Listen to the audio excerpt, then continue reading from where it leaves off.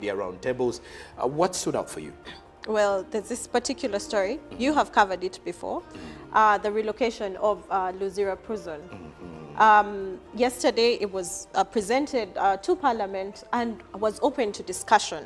And as you realize, there are reasons as to why the prison needs to be relocated, as some of the members of Parliament are saying. One of the major reasons is the congestion that is in the prisons right now. The prison was built to accommodate about 1,930 prisoners. But right now, it is more. It is up to 8,000 prisoners. And the structures are old. They are overcrowded. And this poses also insecurity within the prisons itself. So it begs the question, is it possible for the prisons to be relocated, or it should remain where it is? For me, looking at the situation, Luzira has grown. And we are moving with the trend. Urbanization, infrastructure development has come along. And one of the major reasons is to construct a five-star hotel and a conference center, which would be good for the country, but the questions still linger. Is this going to be used for the right reasons? Or are we going to have those cases that where we have to give the pieces of land away but remain dormant for some time, or the funds may not go and be used on time with these structures, or the people who have been contracted to do these projects, will they deliver? So there are very many questions lingering. And there are those people who are also against it, saying they shouldn't relocate the prison. And they don't have viable reasons. You know, when I heard about the conversation and the discussion that was tabled, really, my thought was many of the members of Parliament, or the people against this move, were really more concerned about the fact that there is going to be a recreational and five-star hotel in place. Yes. So many of them think if the prison is going to be relocated, the chances are we may not have an actual prison. Yes. So in my view, I was thinking if the government wants to buy the trust, obviously, you know, I wouldn't want to put the government in position of wanting to always buy trust from the Ugandans. But they have to, you know, set up the premises, the other side, which is likely to be in Mukono, so that they can set up the maximum prison, or start with the, you know, with the foundation to show the Ugandans that once we are to relocate the prisoners, because it's obvious prisoners will definitely leave Luzira to the new home, and then the, you know, the destruction process will take place this side of Luzira. But again, on my side, I feel it is a right move, because that is a very good spot for a recreational center. If you want to also attract tourists and you know, events and conferences of the sort, building up a facility like that will be very important. And also the fact that Luzira is having so many inmates currently. The number is 4 times as much, close to 8,000 or over 8,000 inmates in there. So you would want to have a place that can accommodate more than, let's say, 9,000 or 10,000 prisoners in one space. Because I want to believe at times, as much as we are curbing crime, the crime, you know, we are currently seeing more criminals coming up here and there. But also yesterday, the Speaker of Parliament did table a motion, or did ask the members of Parliament to move a motion detailing how Luzira prison land and its relocation should be handled by the government, something that Merab has shared with us this morning. So we wait and to see how everything will continue along the way from Luzira, and then, well, what we do know so far that if the prison is away from Luzira, it will no longer be called Luzira. Yeah. But now, nonetheless, we have some news gathered for you from the local scene and from the international scene, with which we kick off with what is making headlines from Uganda's perspective. The Omukama of Toro Kingdom, His Royal Highness Oyonyimba Kabamba Iguru Rukindi IV, has hailed President Museveni for skilling the youth with employable vocational skills. He said the president's initiative enables 78% of Uganda's young population below the age of 30 to join the money economy. He said King Oyo's remarks were contained in a speech that was delivered at the graduation ceremony of 489 youth who completed vocational training at Toro Presidential Industrial Hub located at Chijwinga Chenjojo district. His speech was delivered by Kwemara Ngambu William, who is Toro's Deputy Prime Minister in charge of Finance and Administration. And once again, congratulations to these young people who graduated. Now, His Majesty Umsinga Charles Wesley Mumbere of Rwenzururu Kingdom has saluted President Yoweri Museveni for skilling the youth with employable vocational skills in the region to fight unemployment. His Majesty Umsinga, accompanied by his wife, Her Royal Highness Nyabagole Agnes Ithungu Asimawe, made the remarks at the graduation ceremony held at the Presidential Skilling Hub, Mubuku, in Kasese District. A total of 466 students completed their vocational training and were further awarded certificates in 7 employable vocational disciplines. On his part, the Minister of State for ICT in charge of national guidance, Godfrey Kabyanga Baluku, described the graduation ceremony as one that is fulfilling the historical mission of the Rwenzururu Kingdom, which is similar to that of the National Resistance Movement, the NRM. Now, Speaker of Parliament, the Right Honourable Annette Anita Among has urged the Busoga Sub-Region local government to unite and prioritize the development agenda of Busoga region.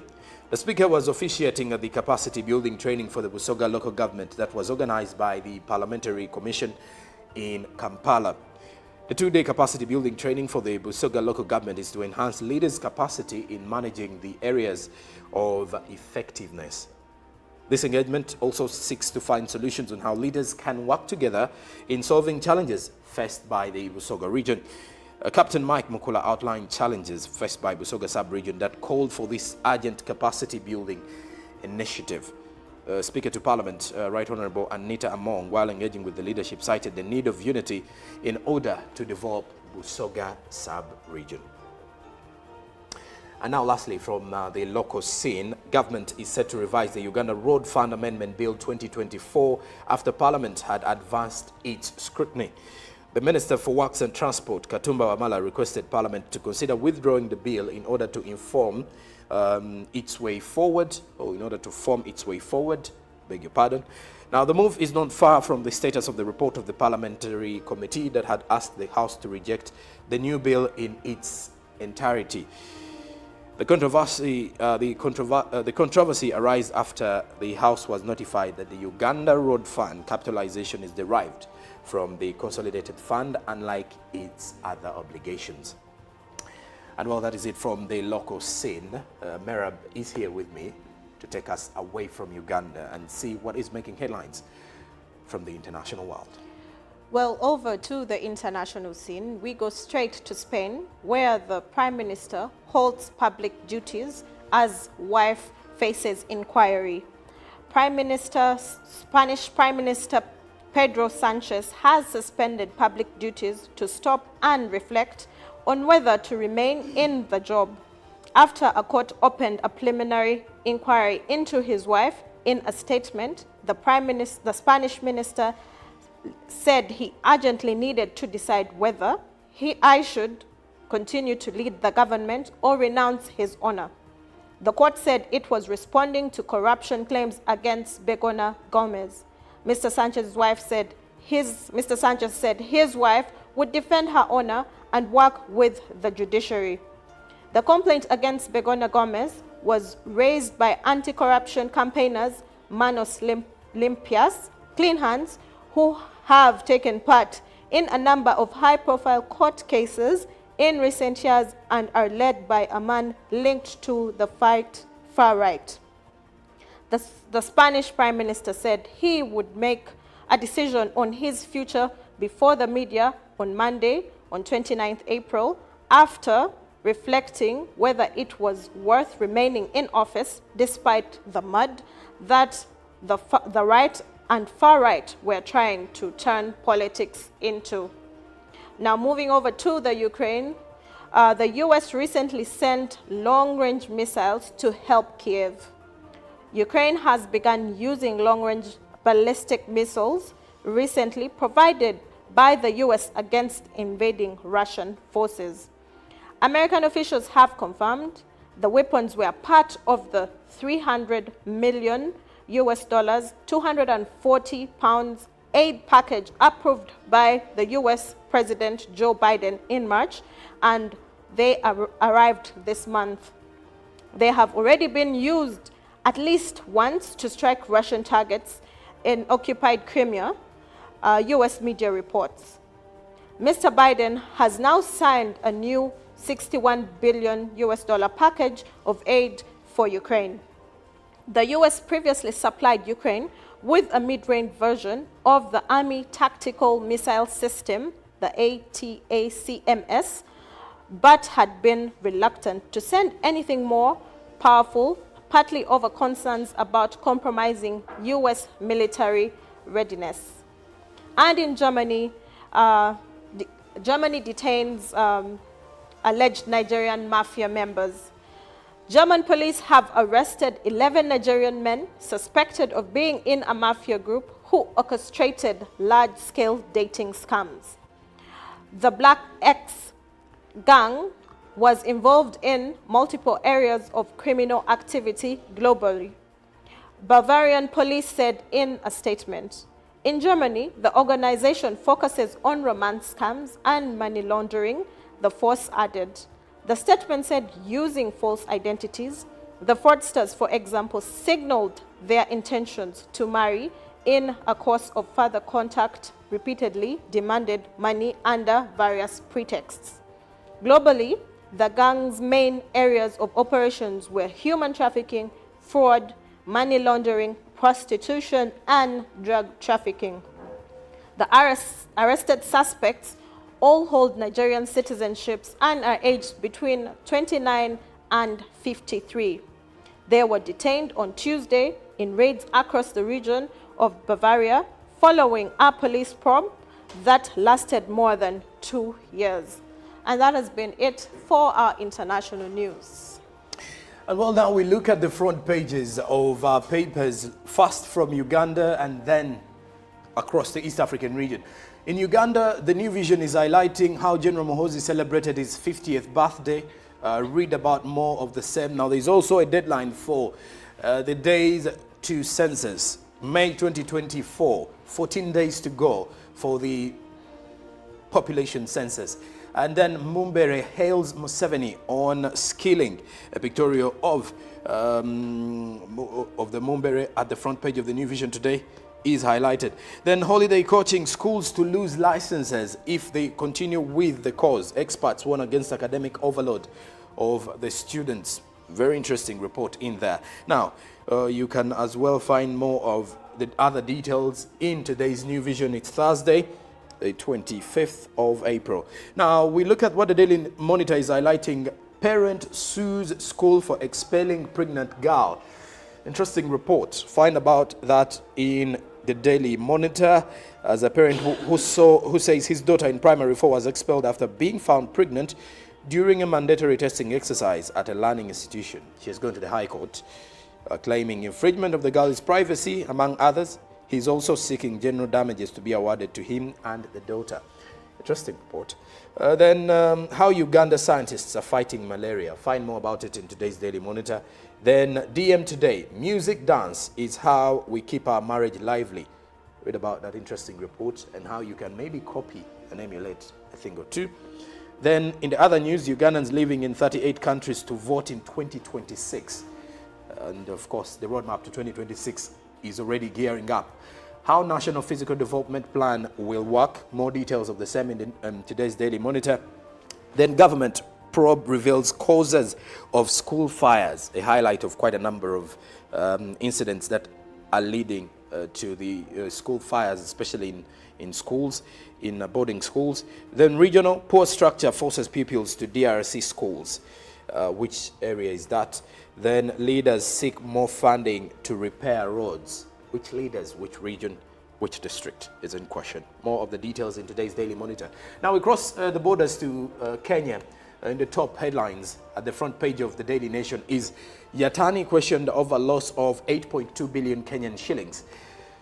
That is the former Finance Cabinet Secretary Ukuru Yatani and Mashbit Governor Muhammad Ali spent 6 hours yesterday at the Ethics and Anti-Corruption Commission offices in Nairobi and Isiolo counties, respectively, over alleged embezzlement of 8.2 billion Kenyan shillings. Then floods nightmare, nature's fury. Deluge has also caused businesses to suffer losses and disrupted road and rail transport in Kenya.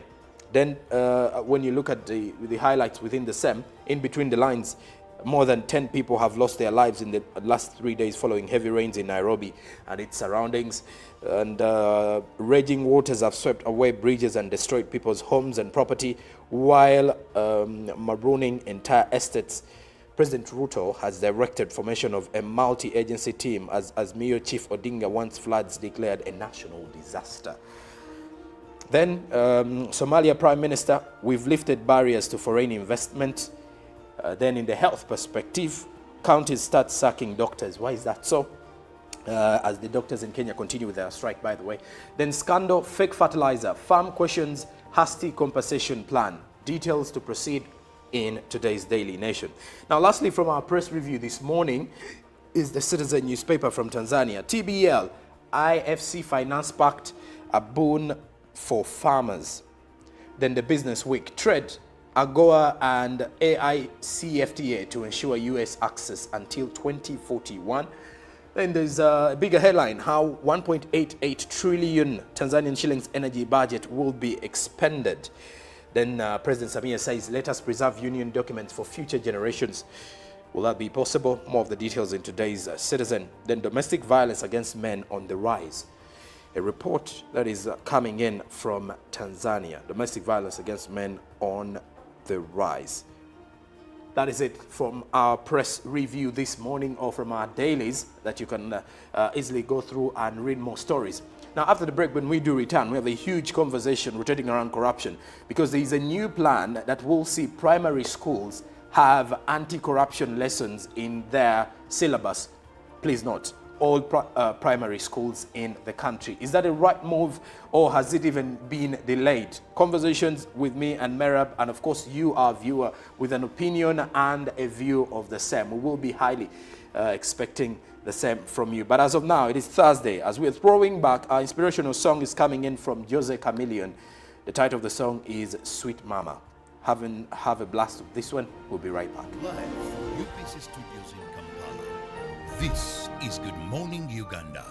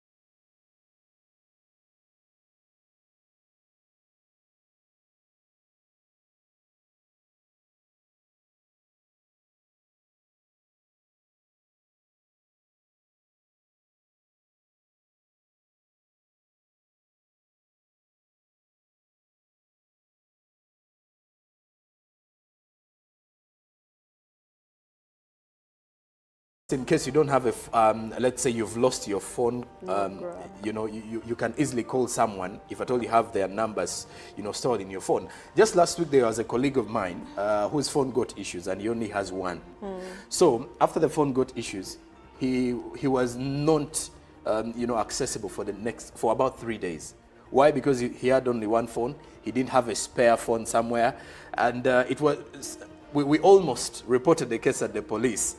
Because we couldn't access him, and we thought he wasn't anywhere close. And he said the only challenge was he couldn't communicate to anyone, and he had not kind of had an option or an alternative to call colleagues. So when you mentioned something to do with the phone booth, I also remember those days where you're in town, you're stuck. Yes. These days, if you're stuck in town, you will see Mapera and try to look around and see. But back in the time, you're stuck in town, you find a booth, and then throw in a coin and try to make a phone call. But that aside, Merab, yesterday there were lots of stories making headlines, making news and rounds across the media round tables.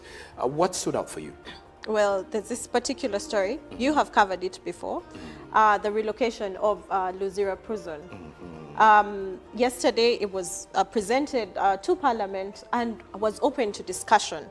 And as you realize, there are reasons as to why the prison needs to be relocated, as some of the members of Parliament are saying. One of the major reasons is the congestion that is in the prisons right now. The prison was built to accommodate about 1,930 prisoners. But right now, it is more. It is up to 8,000 prisoners. And the structures are old, they are overcrowded. And this poses also insecurity within the prisons itself. So it begs the question, is it possible for the prisons to be relocated, or it should remain where it is? For me, looking at the situation, Luzira has grown. And we are moving with the trend. Urbanization, infrastructure development has come along. And one of the major reasons is to construct a five-star hotel and a conference center, which would be good for the country. But the questions still linger. Is this going to be used for the right reasons? Or are we going to have those cases that where we have to give the pieces of land away but remain dormant for some time, or the funds may not go and be used on time with these structures, or the people who have been contracted to do these projects, will they deliver? So there are very many questions lingering.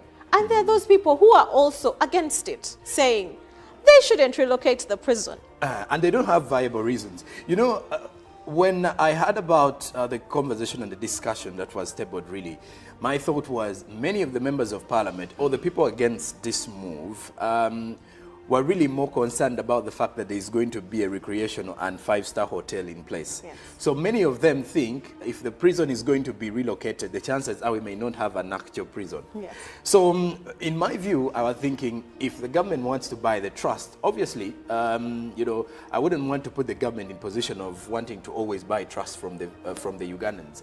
But they have to, you know, set up the premises, the other side, which is likely to be in Mukono, so that they can set up the maximum prison, or start with the, you know, with the foundation to show the Ugandans that once we are to relocate the prisoners, because it's obvious prisoners will definitely leave Luzira to the new home, and then the, you know, the destruction process will take place this side of Luzira. But again, on my side, I feel.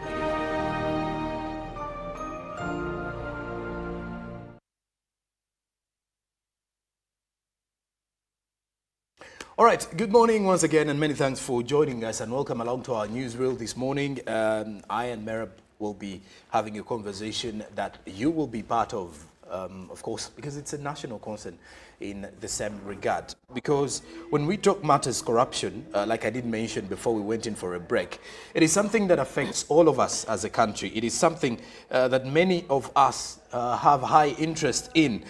Every time a topic dealing with corruption is mentioned in Uganda, everyone has an opinion or two on the same, because it affects all of us in all regards to life.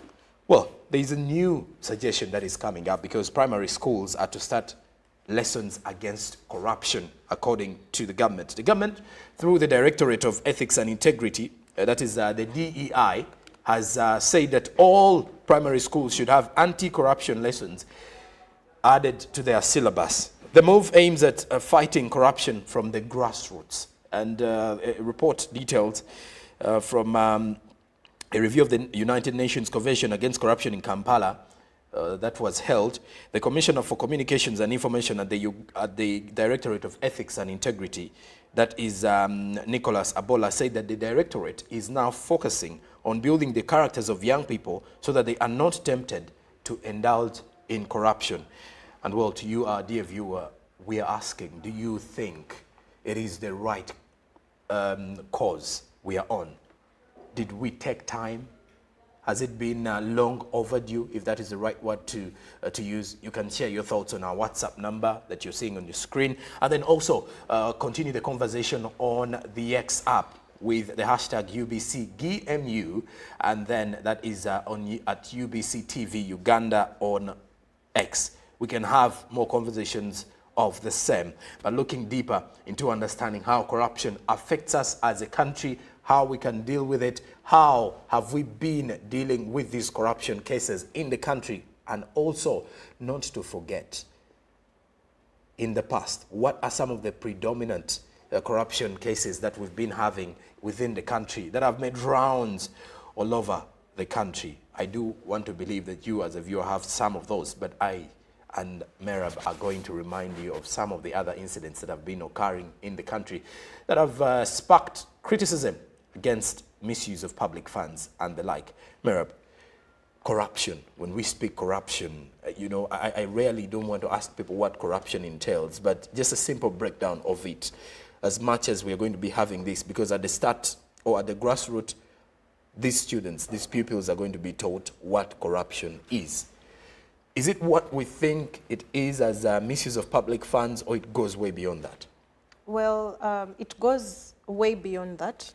And I would say what is corruption as it is itself? It's a form of dishonesty for generally public gains.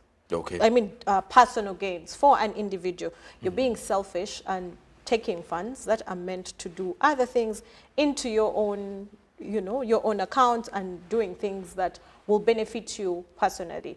So you used to see, when we were in school, they used to talk about corruption, corruption this, corruption that, but it was more of a passing.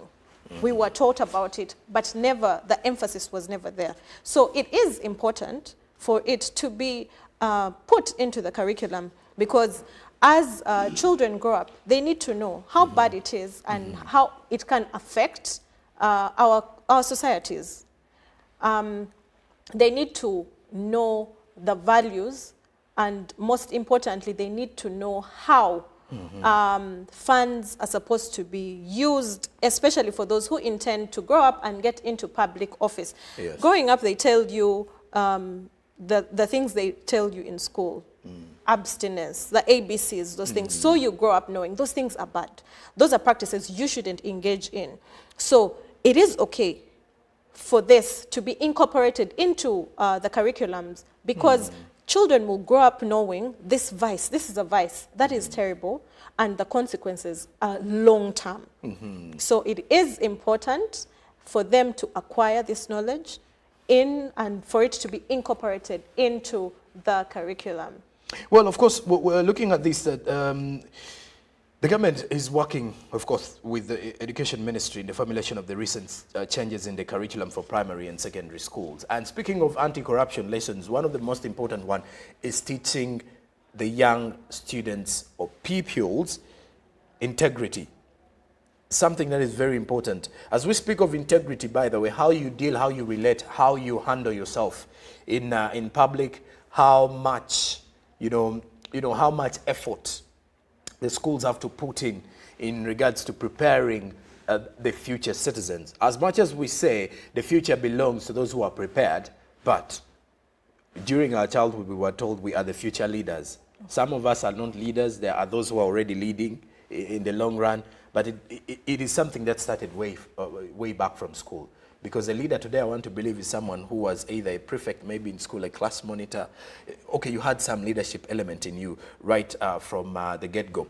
But looking at the corruption cases today, as much as you've put it out there that it's right for us to have these, lessons, encrypted in the brains of the children right from their childhood, what are some of those predominant cases of corruption that we've been seeing in the country? If you're to mention a few or the many or the most dominant cases, because as we speak corruption, we want to also look into how it affects me, a Ugandan, you as a Ugandan, the viewer out there in service delivery and all that. But what are some of those predominant cases that have, stood the test of time, if it's the right word to use, or that have actually made rounds in Uganda?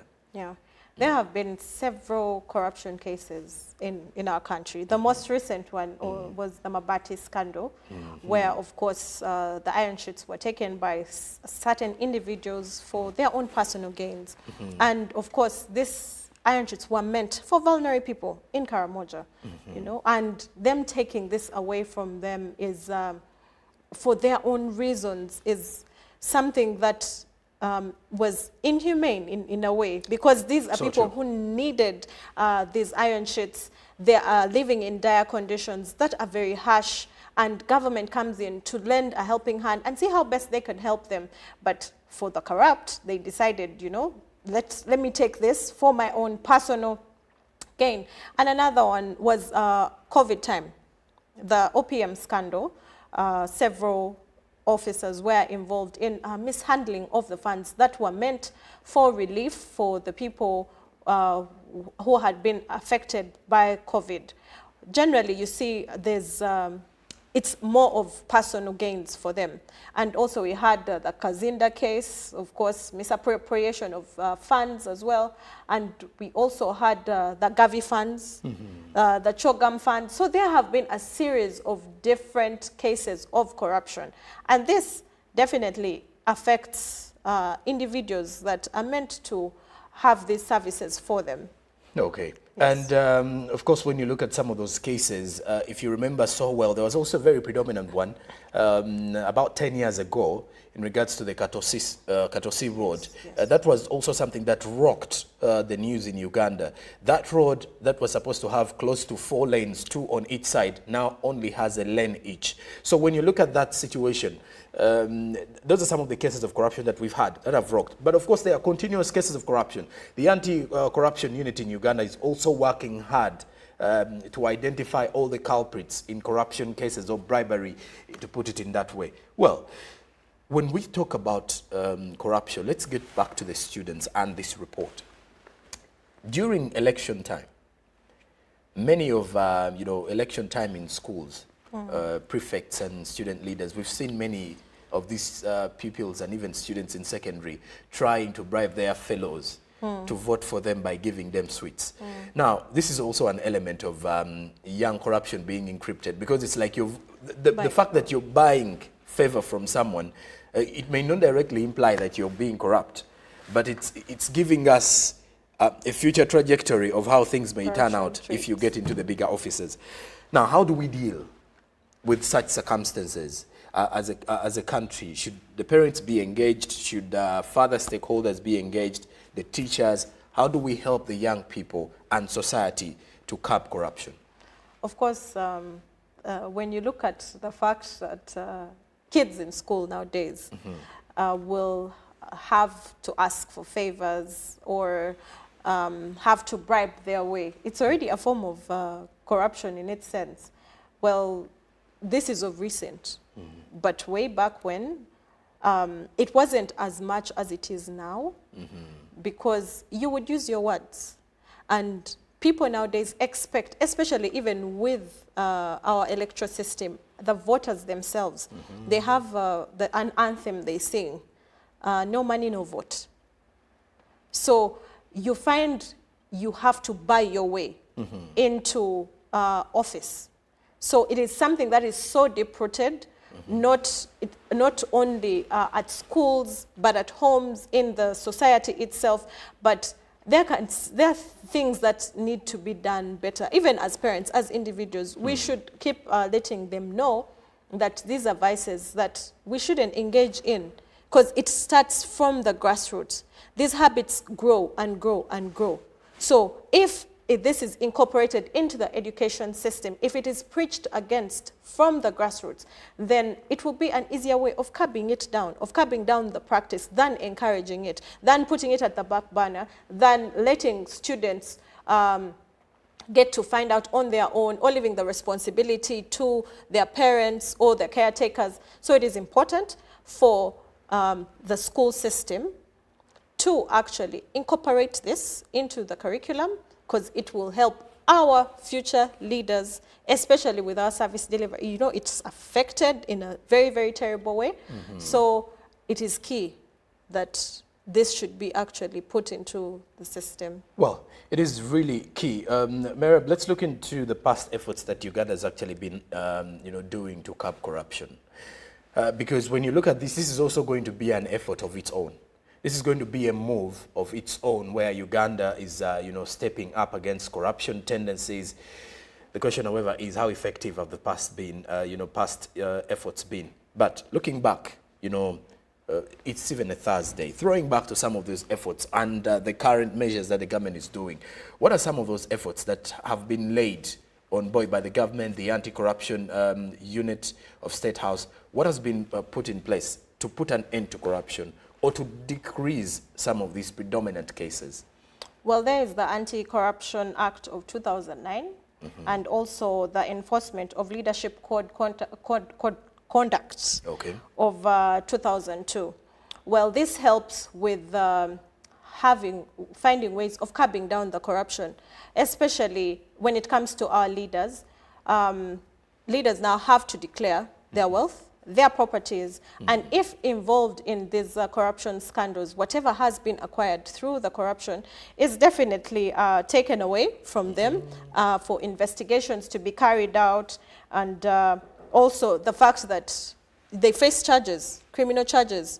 They have to face the law. So these are some of the things that have come up with Uganda trying to curb down corruption, but maybe more can be done, and more strict rules, and I wouldn't say harsh punishments, or it should just, this should be emphasized, because this is a vice that is really eating us up. Okay, and I can invite my viewer now to comment on our conversation this morning. You can go into the X app, like I did mention earlier, the hashtag is UBCGMU, UBC Good Morning Uganda, and then on our WhatsApp number 0709602592, that is the number that you can choose to comment. And our poll question this morning is, what's your take on the government's decision to include anti-corruption lessons in primary schools curriculum? I'll do a repetition of that.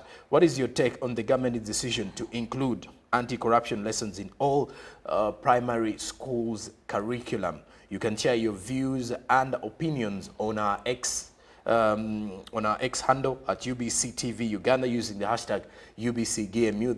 The poll is up. And also on our WhatsApp number 0709602592, the number that you're seeing on your screen. What is your take on the government decision to include anti-corruption lessons in all primary schools curriculum? Share your views and opinions. I'll be going through the same. Now, also, just to remind you that there is always an annual march against corruption in the country. Looking at all those efforts, there is an annual march against corruption in the country where various stakeholders, government officials, we've seen NGOs taking part, civil society organizations and groups taking part in this. Even the normal Ugandan, or what I could call the Muntu Wansi, the Mwananchi, is always part of this cause. But how effective have these efforts been to put an end to corruption? Are we seeing some changes? Are we seeing some declines? Of course, we saw some ministers being put to order in court. Others also lost, two of the others, for example, in the Mabati saga, lost their spots in cabinet. But looking into the past efforts, how effective have they been? Have we seen any changes, or the cases have rather increased? The cases have actually increased. And I think the problem we have in Uganda is implementation. Okay. When laws are put out, when rules are laid out, yes, they are there. But the problem is implementing these rules becomes a bit harder. People get away scot-free with the crimes they commit, or they will be like, oh, they are further investigating. So it becomes sluggish. It takes time as investigations are being carried out. So, of course, public trust is lost. Okay. People question that, is the government even really doing enough for us? Even when cases arise, a person, an individual will know, this is the norm, this is what we are used to. So yes, Uganda is really trying, but also the constant number of cases that continue coming into the limelight are overwhelming as well. So it also trickles down to our judicial system. How best can they address these cases of corruption, and what are they doing about it? Maybe it should, the laws should be tighter and stricter, and the process should be faster and swifter, so that these cases are actually calmed down a bit. Because if this continues, if this becomes the norm, and it's sad that most of the corruption cases involve billions and billions of money, and the areas that are mostly affected are probably schools, healthcare systems, and these are services directly linked to the people, and people actually demand so much for these services. Yes. You know, again, let me ask, do you think having this in primary schools, will this be a long-term solution for us to deal with corruption? It is definitely. Let me tell you, that is going to be imprinted in you.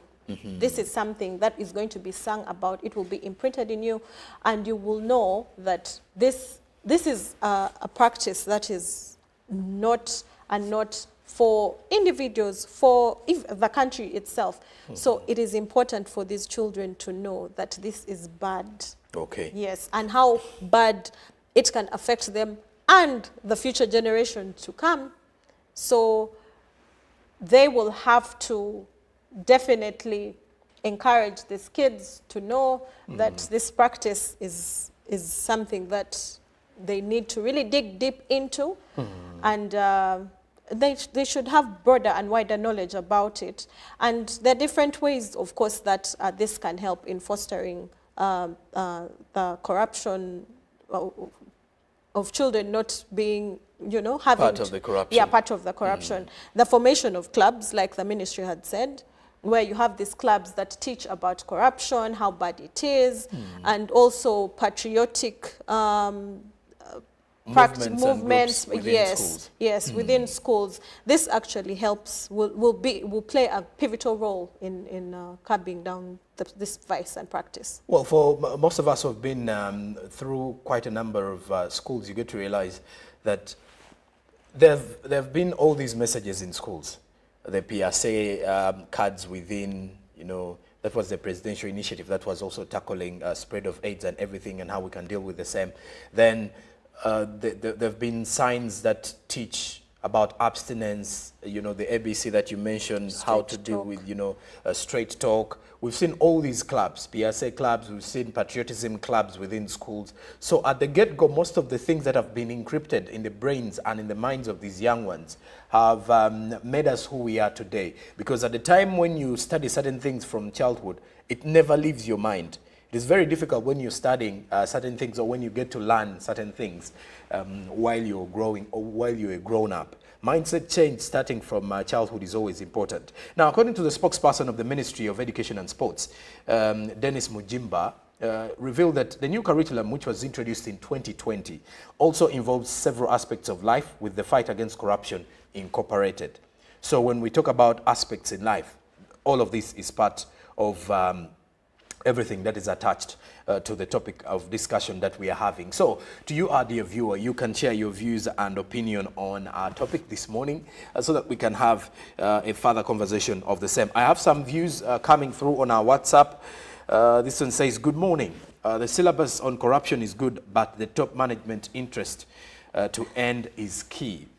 Well, JUCO areas with an interesting take on here. Thank you very much for watching and waking up with us. And we do appreciate your feedback on the same topic that we're having. And this one says, good morning, Joram and Merab. For starters, it's a good move for fighting corruption because it might change some mindsets, since it starts with the one willing to bribe and stretches to the one asking or receiving the bribe as well. Now, somehow, if students are taught to avoid that, I see mindset changes being tapped, but however, I don't think it will yield that much. It's just, it will just be a drop in an ocean, because all taught to students will remain on papers, and with time there will be history. Issues to do with corruption must be in practice, not theory.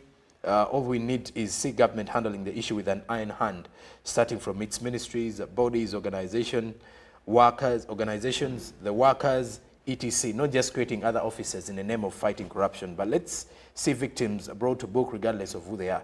This is Cricket Derek Gagama from Makindi Luwafu. Thank you very much, Derek. Well, I think Derek has a huge point to put across. But again, I don't want him to undermine the effort of having this, added into the curriculum, because it is also a step towards the right direction. But he says that as we are putting an end to corruption, we need to also check ourselves. We need to check, the government bodies that are highly, putting us at risk in the fight against corruption, because it becomes very difficult for us to deal with corruption when the people who are supposed to fight it are the ones practicing it even more. Yeah. When you look at this from his point, what should we do to put an end to corruption? Okay, it may not come to an end in the short term, but how can we do to curb the continuous and rising cases of corruption in Uganda? Well, those that are involved in corruption should be made examples of, number one, because if they face the repercussions of their actions, then people will be able to see that this practice is actually, it's bad. So those that are involved shouldn't be exempted, even as long as there's proof, as long as there's evidence that these individuals are corrupt, then they should face the law, serve their time, but not favored aside like, oh, let's first wait, this is happening, we are further doing this and that. As long as the proof is presented that these people have actually been involved, and also those that are exempted from certain cases. You pick and choose who to convict, who not to convict. There should be a balanced plane, that whoever is involved in corruption should serve their time, and that will serve as an example for people to avoid the vice. Well, and back to you, our dear viewer, to be part of our conversation this morning. Our daily poll question is, what is your take on the government's decision to include anti-corruption lessons in all primary schools curriculum? That is our poll of this morning. The WhatsApp number 0709602592 is the number on your screen that you can use to share in your view and opinion so that I can go through it. And for those who do not have active WhatsApp numbers, you can still send your comment and opinion on using SMS. Then on Twitter, UBC TV Uganda, the hashtag is UBCGMU for you to be part of this conversation. More opinions and views are coming through, and I'll be going through them as we're summing up with our conversation this morning. Corruption is a very huge issue of concern. We didn't mention how the misuse of these funds affects the Ugandan. When you look at the situation, all of us, by the way, are taxpayers.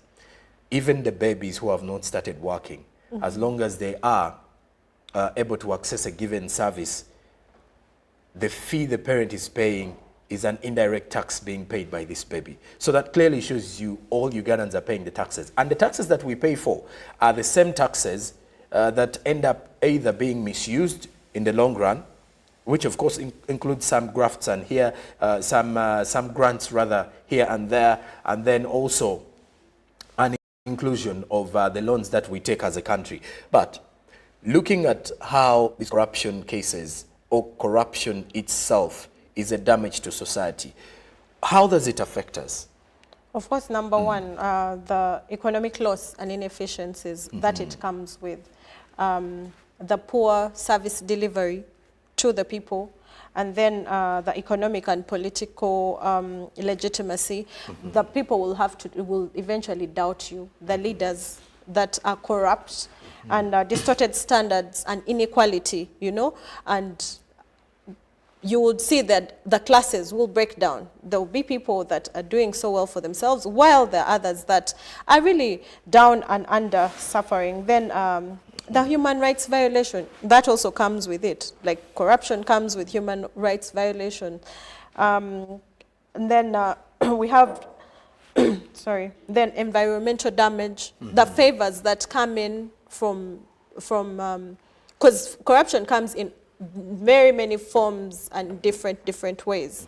And mainly, sometimes it's only focused on politics, but it goes beyond politics. It goes into our climate, it goes into our education system, it goes into our health system, it goes into our judicial system, it goes into our policing system. So all those areas are affected by corruption, and it generally couples down to how the services come to the people. And it shouldn't be something that is a norm that we are used to. And especially when it comes to the health sector, life is very precious and important. But you can find in certain health centers, women who go to have babies are given conditions for them to have those babies. In order for you to have the baby, the doctor is not around, maybe you need to pay around 300,000. That is already a form of bribery. So what happens in its sense? The kid probably has issues that follow up. The mother has to face the consequences, which is actually really unfair. So it generally couples down to the way of our lives, the way these services reach us. So corruption really affects us generally. Well, it does really affect us generally. She mentioned the health sector in Uganda. When you go to some of the hospitals and they are lacking some facilities or equipment, it definitely has an effect on you as a Ugandan who pays taxes. If you've happened to have an emergency, and a health emergency, and you cannot afford, private hospitals, then it is something that has a trickle effect on you as a Ugandan, because you will be disturbed if you cannot access better health services from our public facilities. But then also, look at the nature of the roads that we are having today. Many of us are not happy with the infrastructure or the level of infrastructure. It goes back to how some of these taxes that we pay are used or are misused in the long run by those who are supposed to be implementing the better services and providing better services for us as Ugandans. But also, back to us as Ugandans, how do we put an end to the corruption? Because at the end of the day, if you are not following the laws and the regulations here and there, and the only thing that you have in your mind is that you can buy your way to justice, then that means you're also a corrupt individual. Bribing traffic officers or trying to buy a spot in, let's say, a government place or anywhere where services are supposed to be free of charge, just simply because you have the money, then it means that you're also part of the entire value chain of corruption, or leading to the same vice that we have. Because at the end of the day, you may be part of our next leaders out there. Then if you could not control yourselves while you are not in position of power, how will you control yourself when you are in position of power? Just one last comment as we sum up with our conversation this morning. This one says, good morning, GMU. Charity begins at home. Uganda has a lot to do in regards to fighting corruption, because it has eaten the whole population to the extent of being taken normal. So she did not leave her name, but she's saying charity begins at home. So we have to have these conversations right from our home. The comment is coming in from Alice Arnaitwe. Thank you very much, Alice, for your comment and the other comments that are coming through. The conversation does continue online and all of that. This is something that we really love doing for you, giving you information and, of course, having your feedback as well from the same topics that we are having on discussion. That has been our newsreel this morning. Coming up now is Alan Namisango with the Good Morning Uganda Tourism Express. Explore more and understand more about the beauty of Uganda. This is UBC. Stick around.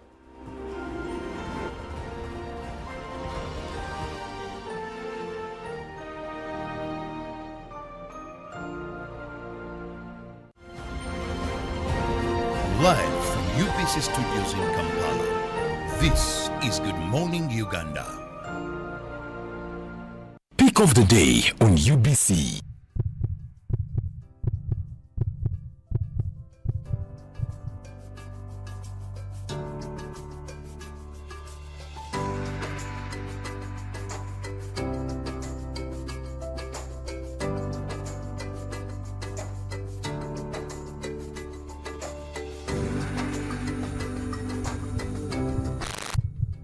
Was brought to you by just take a polite loan of 200 to stock my shop. the signs and symptoms of success. The bank commander, not the bank teller. Why hustle for a loan when you've got MTN Momo? We're sorting. Use the Momo app or dial *165*5# for all quick loans. Choose from the different loan options from our partners and get one that works for you. Together, we're unstoppable.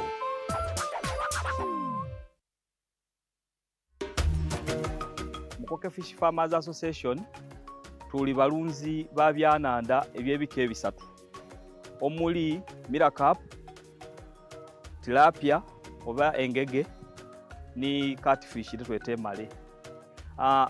Group eno twatandika twali abantu basatu nga tulingirira obwetaavu obwebyenanda obw'ibwa okubona nti tufuna okasente akava mu maadi agali gatambula butambule nga gatubita ku wano ng'ekirabo. Twatandika ni fish pond ndala mu mwaka gw'e2018. Twebaza fisheries officer ni district ya Bugiri babanga batulagirira kusani fish farm ebwikwe inside day ndeyo twabanga tusobola okufuna kwetusaako obugege obwasooka era mu mwaka ogwali 2020 awo basobola okubanga batuwaayo ebyenanda emitwalo $40 okuva mu operation Werese Creation. Era okuba yongerezaako emmere yatuweebwa okuva Uganda Poultry Breeders. Twasobola okubanga tusoloza akasente akawerera obukayire nga 42. Twasobola okubanga tubuinvestinga oba okubona nti twongerezaako ku bimu ku bintu bye tukola gano. Twebaza gavumenti yaife okubanga buli saawa efaayo okubanga efe eri Abannayuganda.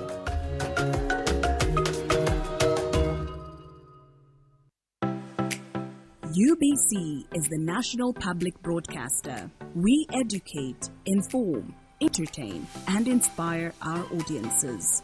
You can watch us on free-to-air channel 001, DSTV channel 282, GoTV channel 371, Star Times channel 201, Zuku TV channel 20, and Azam TV channel 350. Even when your subscription expires, you can still watch UBC for free on your pay TV platforms. Live from UBC Studios in Kampala, this is Good Morning Uganda.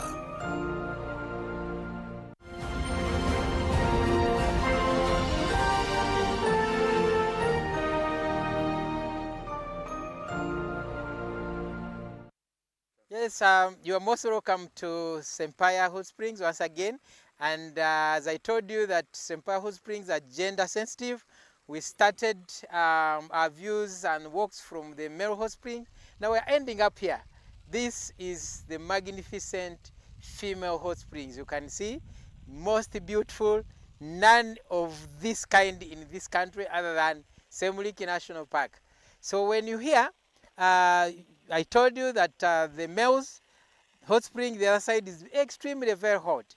But again, when you come to the female, it's also not that cold. It's very hot. The temperatures ever recorded here, the highest has been 103 degrees Celsius. Very high temperatures. When it is hot, even your phone might reject taking a photograph. It's very important that we know that the hot spring environment is very fragile, so you are always advised to keep along the boardwalks and as guided by your guide, because the water, once you slip off, you are likely to get burnt. So observe the rules and regulations and make sure that safety first.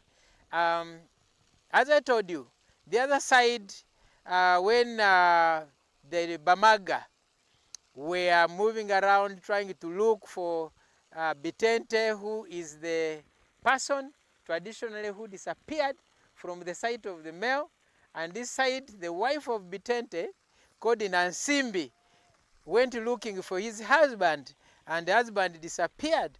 And when people searched for her, for Bitente, and then the wife also searched for the husband, equally the two people disappeared. The female ended up disappearing from these places. They looked around, and fortunately one lucky person landed on the remains of the female, that one who is called Nyansimbi. Nyansimbi means associated with money. So what happens in tradition, in the culture of the Bamaga people? The Bamaga people believe that the ancestors stay here. The Sempaya Hot Springs is the headquarters of the ancestors of Bamaga. So annually, when these guys get problems, when they have low yields, when they have a lot of ailments, unexplained challenges, there's a very low productivity, they say the ancestors are very disappointed. What they do, they come here and prepare for appeasement. They organize goats, chicken, all kinds of food. But they are very careful. The females will only come on the female side. The males will go to the male side and slaughter the he-goats, the cocks on the other side of the male. But on the side of the female, they will bring only the she-goats and then the chicken, and make sure that they don't mix up the gender. As you can see, this place is spacious. It gives an opportunity for visitors, however many they are, to congregate, to be able to enjoy, to prepare food as much as they can and interact. That's what the mother does in the home, is always preparing for the family. So the female springs here also does the same.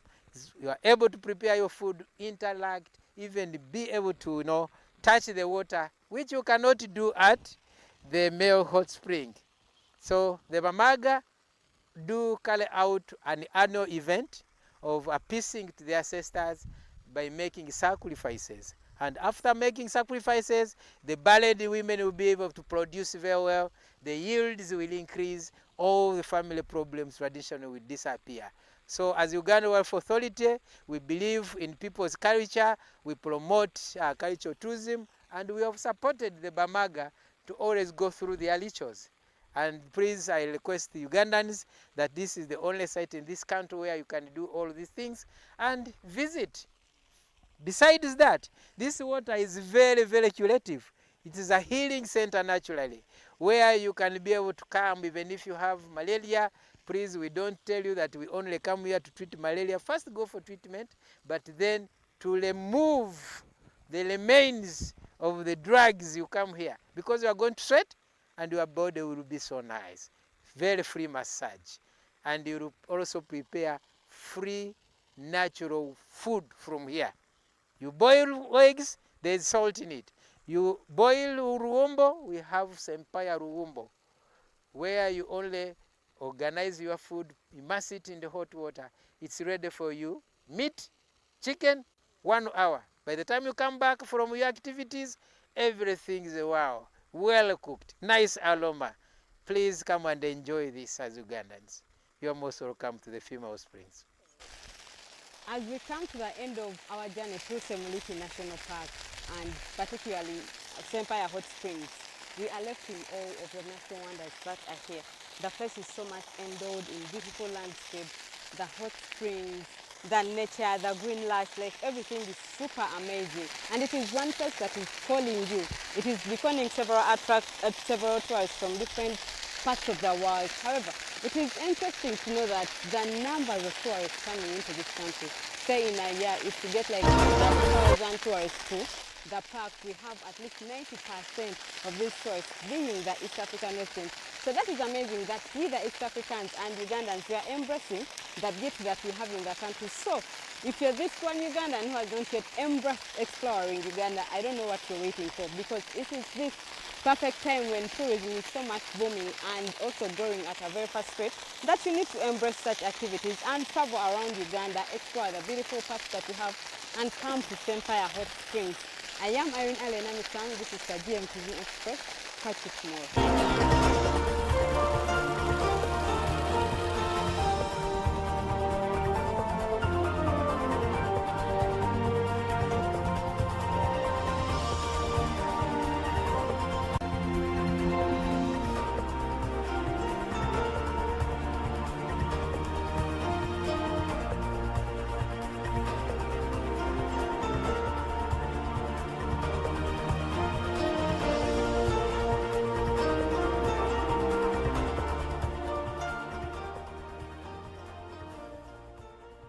And it's now time for business news this morning here on the GMU Business Updates of the day. So GMU Business today is, we started off with the second annual Labour Convention as a 2-day second annual National Labour Convention and Expo opened in Kampala yesterday with a call to speeding up in regards to the workers' protection legal framework, mainly to curb injustice and exploitation of those that go and work within the Middle East and other areas. Now, the convention running under the theme improving access to justice, equity and the future of work has been opened by the Minister of Gender, Labour and Social Development, Honourable Betty Amongi in Kampala. Members of the general public joined the Ministry of Gender, Labour and Social Development for the second annual Labour Convention and Expo 2024. The kickstart of the 2 days convention attracted a section of stakeholders with the notable participants including Uganda Law Society, the Industrial Court of Uganda and then the Uganda Printing and Publishing Corporation, among others. And the State Minister in charge of Labour, Esther Anyakuni, graced this launch of the Expo. Betty Amongi, the Senior Minister in charge of Gender, Labour and Social Development, launched the 2 days conference. Amongi pledged total commitment to fostering a conducive working environment for those who go out their way to work. Then the 2-day conference is running under the theme improving access to justice, equity and the future of work, and it will resolve and close today, the 25th of April 2024. Now, elsewhere, government has pledged to continue strengthening the collaborations with private sector towards the contribution of the National Development Plan 3 agenda, the NDP 3.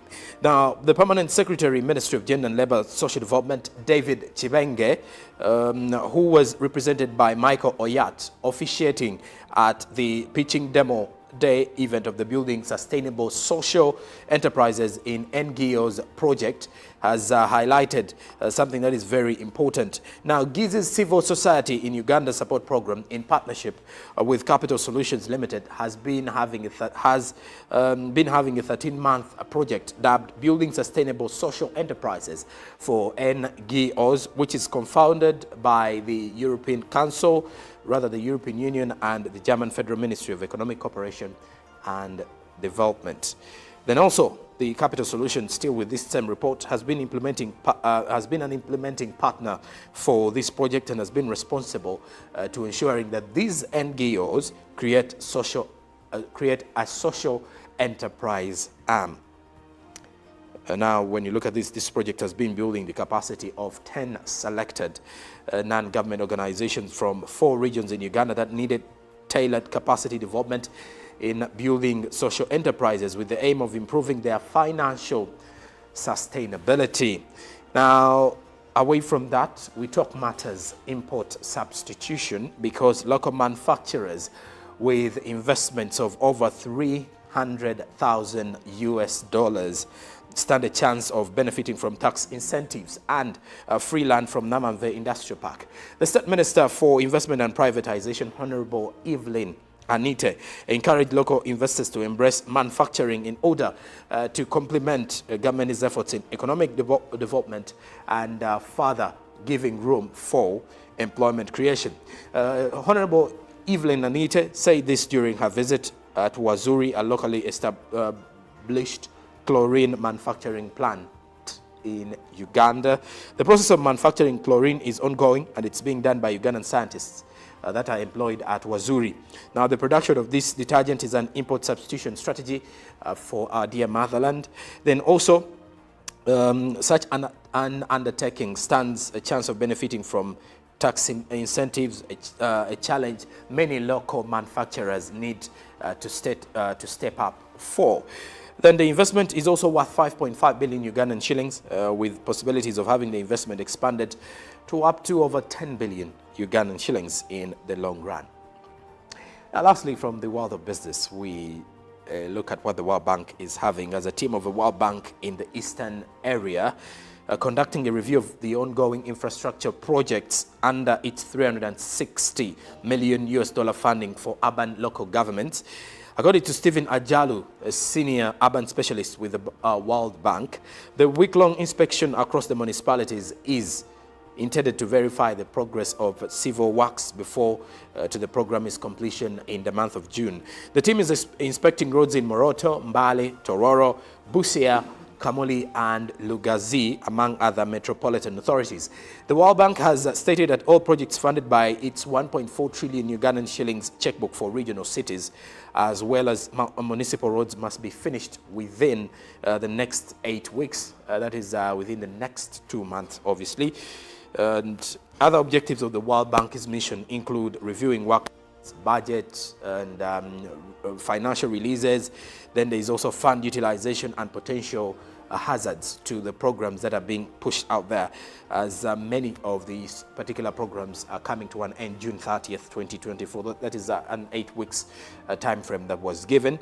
Now, the Uganda Support to Municipal Infrastructure Development Initiative is a 10-year World Bank intervention scheduled to terminate December 2023. Now, however, implementation issues encountered by local government and contractors hindered civil activities, necessitating a 6-month extension by the multilateral lender. Now, lastly, from our business perspective this morning, we now turn to the forex market. Courtesy of the Bank of Uganda, this is how you will find the currencies faring, because by opening time yesterday, the US dollar was buying at 3,809.00 shillings, while selling at 3,819.00. Now, elsewhere, by midday, the US dollar was buying at 3,809.00, same price, while selling at 3,819.00. Closing time saw the US dollar buying at 3,808.63, while selling at 3,818.63. Chances are that is how you will find these currencies faring by morning. The Great Britain pound was buying at 4,744.41 shillings, while selling at 4,756.86 shillings. The euro was buying at 4,076.75, while selling at 4,087.46. The Kenyan shilling was buying at 28.31 shillings, while selling at 28.39 shillings. Now, crossing over, the Kenyan shilling was buying at 28.31 shillings, while selling at 28.39 shillings. And the Tanzanian shilling was buying at 1.46 shillings, while selling at 1.47 shillings. The South African rand was buying at 1.99.50 shillings, while selling at 200.02 Ugandan shillings. That is courtesy of the Bank of Uganda. Bringing us to the end of our business updates this morning. Now we are turning our eyes to the traffic updates.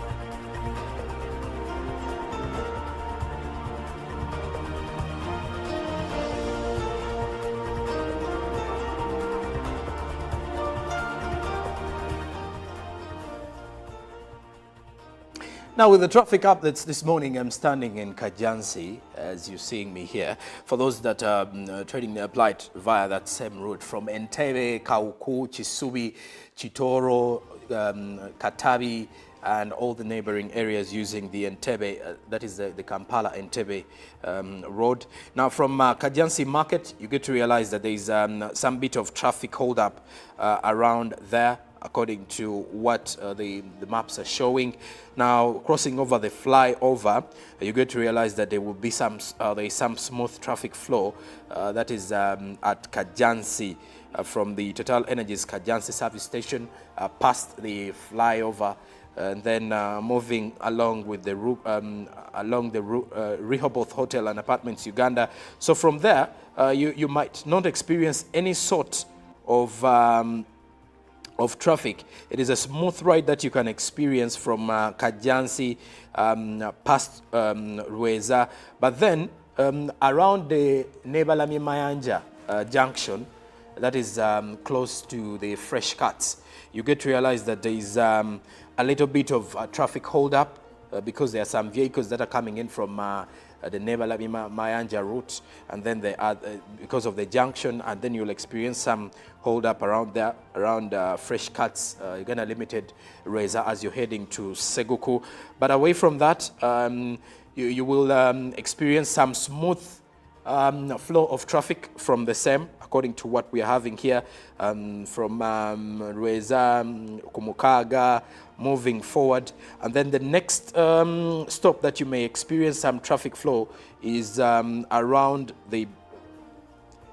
Luboa, as you are heading to Zana, as you're coming close to Zana, is where you are likely to experience some traffic flow around the Dubai supermarket. Then moving forward, the Mogas, from Mogas Luboa, getting past Luboa, you will experience no traffic delays at all by the look of things, as you can see on your screen. So from there, you may not experience any sort of traffic delays by the look of things. Then moving to Zana, no traffic of disturbance whatsoever. It's also showing a free lane from Namasuba, Freedom City. Now, after Freedom City, there are also chances close to Chibuye. That is where now the traffic or the traffic jam may interrupt your movements this morning. And it's something that you highly expect at a time between 7 o'clock to 9 a.m. every morning. Some bit of traffic hold up in there, especially for those that are moving to town. For those that are moving away from town and heading to Entebbe, to the Entebbe side or Entebbe Road, there is no traffic hold up whatsoever. It's a smooth ride and a smooth movement. But for those that are moving into Kampala now, starting from starting from Namasuba after Freedom City, you'll experience some traffic slowdown or some traffic disturbances right to Chibuye Market and right forward around Katwe. But from Katwe, you'll experience some ease flow of traffic till you reach the Kampala flyover, where there is also not so much of a traffic build up, or rather a traffic disturbance. The only few traffic disturbance is something that you can see around the interjection at the Kampala flyover. But nonetheless, there is some easy movement on the road for those that are moving in, for those that are moving to go and catch the WAM this morning. We wish you all the best as you're moving, but remember to drive safely, make sure your seatbelts are on, and also mind about the third party on the road. If you're a driver, mind about the pedestrian, also mind about the cyclist on the sideways, and let us move with self-conscious while driving and while utilizing these roads. That's it from our traffic updates this morning. Coming up now is our GMU agenda. We are talking matters cooperatives. Good morning.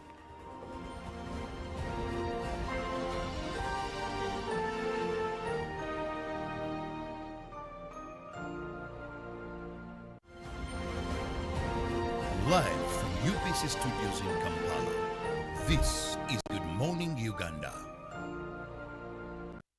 Pick of the day on UBC.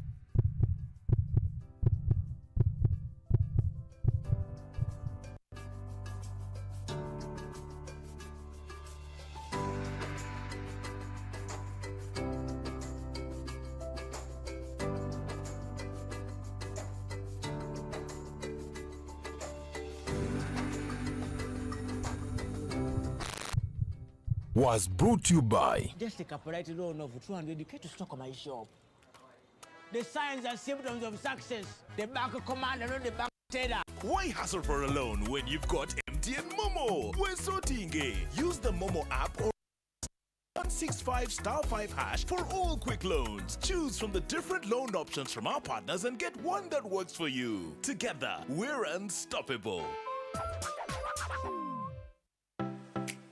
UBC is the national public broadcaster. We educate, inform, entertain, and inspire our audiences.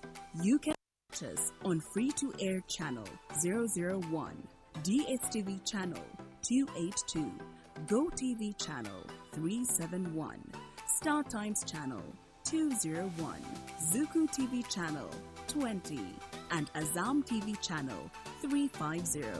Even when your subscription expires, you can still watch UBC for free on your pay TV platforms. Juko. Yo. Check the shopping, man. What's your secret? Haven't you heard of the parish development model PDM? Yes, I did, but I thought it was just a talk. No, Sebatia. It is real. I and a few friends together formed a circle, accessed money from the PDM, invested in a portrait project, and now things are moving. Juko. I thought I was one of your friends. You are. But you left me behind. I didn't leave you in poverty. What you do, just visit your LC2 chairperson and your parish chief and start the process of economic transformation. Just like that. The parish development model is an initiative from the government of Uganda through the Ministry of Local Government designed to transform all lives of Ugandans for the better. PDM, my parish, my development, my life. Nyati Pictures brings you Tuko Pamoja, a documentary film about our unity as Ugandans and Africans. Bunyoro would have simply created an East African community that we are looking for today. The rulers of Bunyoro are actually Luos. We people who live across the Nile, we are so related from our myth or from just the Nile. We are the same people, and genetically we are even the same people. We are similar people. We are one. Pamoja, we are one. Use that word, pamoja. Premiering every week from 3rd February to June 2024 at the National Theatre and Indere Center. Daily screenings are from 4th February to June 2024 at Hams Cinemax and the National Theatre. To get a ticket, call 0778 787 660. Tuko Pamoja?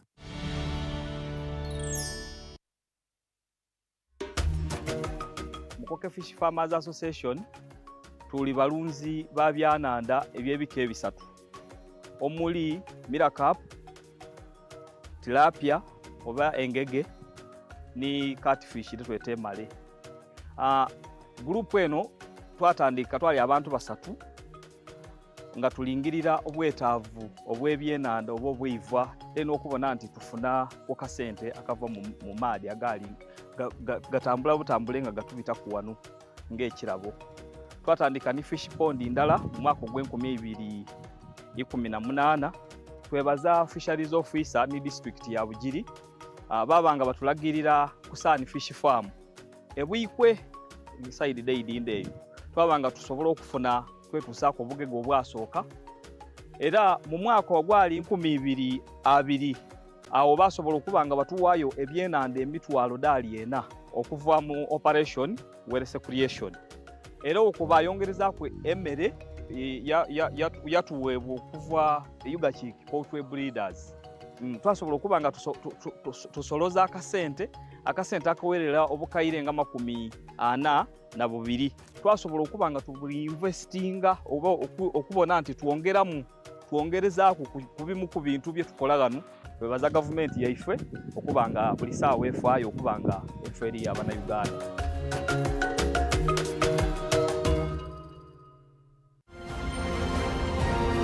Live from UBC Studios in Kampala, this is Good Morning Uganda.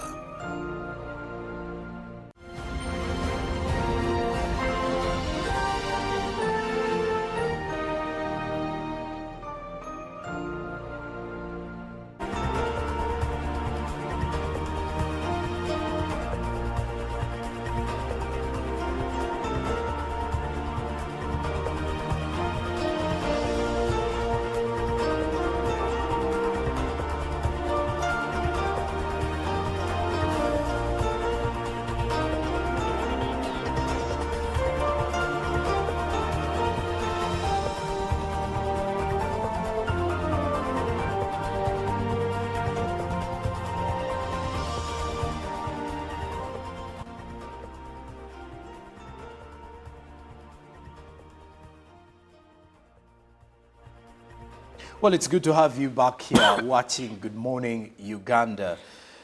It is a Thursday and a peaceful one. You can add to that. Well, in our agenda this morning, we're going to talk matters cooperatives. Something that was a huge talk in town back in the time for many of the smallholder farmers, or many of our grandparents benefited a lot from the cooperatives. And the reason as to why our parents were able to go to school was because of cooperatives. That is one thing I can highly speak of. But today, our conversations rotating around building the capacity of cooperatives in the country and also the establishment of a national cooperative bank in Uganda. How far are we currently? And then, how is the capacity building level at for Uganda? Guess what? Who is joining me this morning? I do have Asimwe Ivan, the CEO and General Secretary of the Uganda Cooperative Alliance Limited. We are speaking cooperatives. Chirawa Roba Nyonyintono likes calling him Mr. Cooperatives. And well, it is a pleasure having him this morning. A very good morning, sir. Good morning. Pleasure being here. Good morning, our viewers. I'm happy to be here. Yes. Yeah, and this is a very wonderful morning. The weather is very good. And I hope that whatever we are going to discuss will be very wonderful. Well, indeed.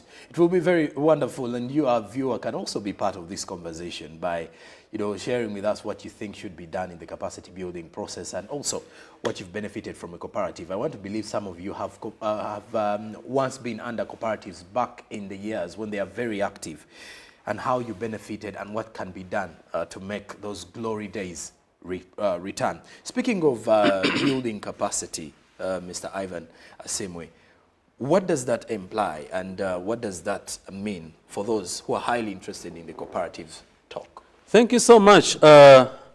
Once again, I'm Ivan Asimwe, General Secretary, Uganda Cooperative Alliance. Uganda Cooperative Alliance is the apex body for all registered cooperative societies in the country.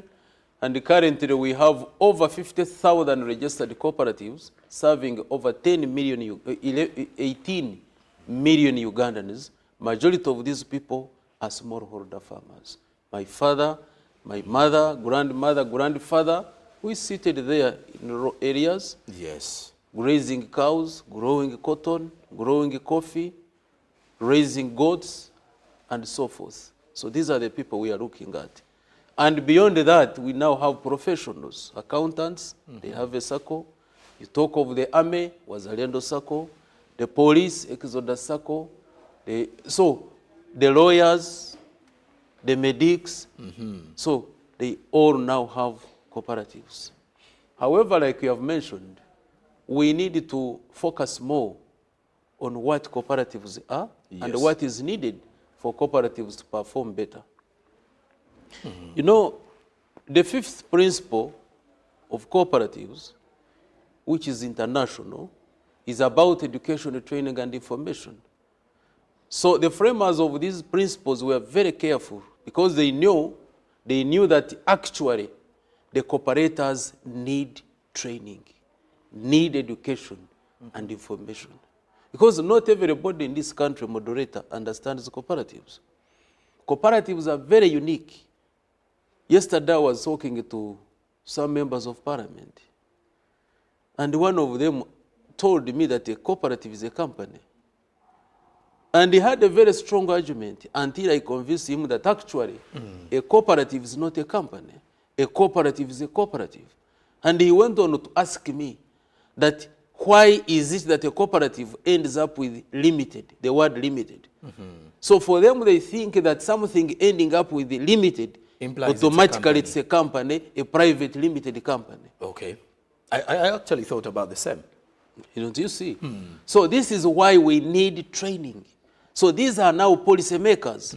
Now if at that level, because these are the people who are supposed to make laws for cooperatives, but they are making laws for something they don't know. That means that there is a lot that we need to do as a country. If we are to really understand the cooperative ideology, we need to start from the policymakers, because these are the people making laws for cooperatives. Okay. We need to go down and meet the masses and educate them. First of all, why do you cooperate? You hear some people are cooperating when they hear money is coming, very fast they form a cooperative. That's not a cooperative. A cooperative, there must be an ideology. There must be a need. Yes, we grow coffee together, but the challenge is marketing, value addition, or inputs. Then we come together and say, here we are, let's control our market. That is a cooperative. There is a need, and there is a common bond because you are coffee farmers. But where someone, a politician, comes and says, you know what, I'm bringing you $1 billion very fast, that's not a cooperative. That is a group of people. Now, so there is a need for that education, for people to understand. You go to the legal fraternity. I was also with a lawyer yesterday. And in fact, they came to my office to consult. Now, the issue was, there is a case in a cooperative. We have gotten a client, he's a member of the cooperative, but he has an issue, and now we are taking the matter to court. I said, look here, cooperatives are not handled like that. Section 73 of the Cooperative Societies Act clearly stipulates how disputes are handled in cooperatives. Okay. So the moment you take such a dispute to court, automatically you lose. There is even a precedence. Honorable Justice Andrew Bashija made the ruling in Mbarara for Ntunga Mosako versus Ahimbisibwe. The case is there for 2010. And it's very clear that whenever there is a dispute in the cooperatives, you don't take the matter to court, whether it is magistrate, whether it is high court. The matter must be referred to arbitration. Okay. And what is the procedure? It's very clear. Me and you, I'm a member, you're a cooperative, we sit together and agree on an arbitrator. In the case we fail, you get your arbitrator, I get mine, the two arbitrators sit and get the neutral person who will be an arbitrator. In the case the two fail, then the General Secretary of Uganda Cooperative Alliance shall appoint an arbitrator. That is Section 73, subsection 5. That is now the legal fraternity. Okay. Go to the accounting profession. I'm an accountant by profession. Yes. But we don't study cooperatives. We don't have an international accounting principle on cooperatives. So you find my reporting is for a company, not for a cooperative. Mr. Zemo, but yes. Before we go deep even into the nitty-gritties of cooperatives, as of today, I've seen many of our mothers starting up circles, women, simple saving groups and all that.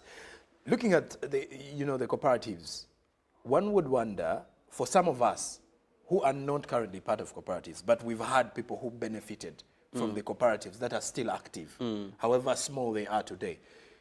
What has been the importance of cooperatives, or what is the general importance of cooperatives, of what impact does it lay for anyone out there who needs to be in sync with what we are conversing?